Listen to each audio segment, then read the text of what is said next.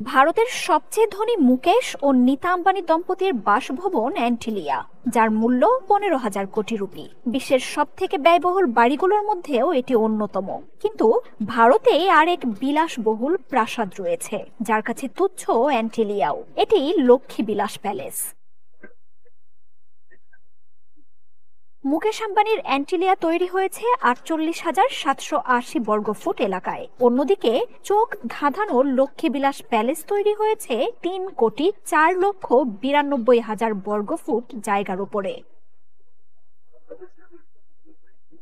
বিশ্বের সবচেয়ে বড় ব্যক্তিগত প্রাসাদের তকমাও পেয়েছে লক্ষ্মীবিলাস।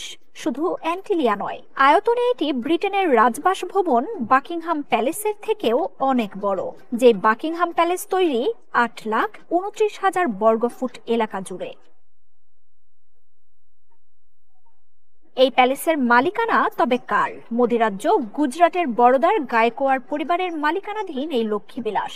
একসময় বরোদায় রাজত্ব ছিল এই পরিবারের।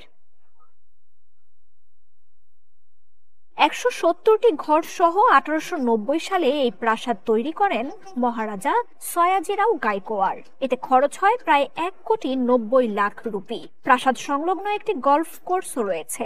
বর্তমানে লক্ষ্মীবিলাসের মূল্য প্রায় 24,000 কোটি রুপি। প্রাসাদটির এখনকার মালিক সমরজিৎ সিং গায়কোয়াড় এবং তার স্ত্রী রাধিকা রাজে গায়কোয়াড়। সমসাময়িক সময়ের সবচেয়ে সুন্দরী রানীও বলা হয় এই রাধিকা রাজেকে।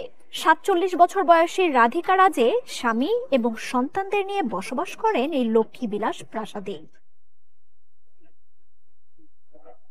2012 সালে রাজ্যাভিষেক হয় সমরজিতের। সে সময় বিশাল উৎসবও হয় প্যালেসে। 2014 সালে বিজেপিতে যোগ দেন তিনি, যদিও রাজনীতিতে খুব একটা সক্রিয় নন। ব্রিটেনের নামী স্থপতি মেজর চার্লস মন্থ লক্ষ্মীবিলাসের কাজ শুরু করেন। 3,92,92,000 বর্গফুটের বিশাল রাজপ্রাসাদকে দাঁড় করানো মুখের কথা ছিল না। প্রাসাদটি প্রায় পুরোটাই যখন তৈরি, তখন এই স্থপতির ধারণা হয় খুব শিগগিরই হয়তো ভেঙে পড়বে সেটি। এই অপরাধবোধ থেকে প্রাসাদ অসম্পূর্ণ থাকতেই তিনি আত্মহত্যাও করেন বলে জানা যায়। যদিও 1 শতাব্দীর বেশি সময় পরও ওই প্রাসাদ নিজের জায়গা থেকে এখনো টলেনি।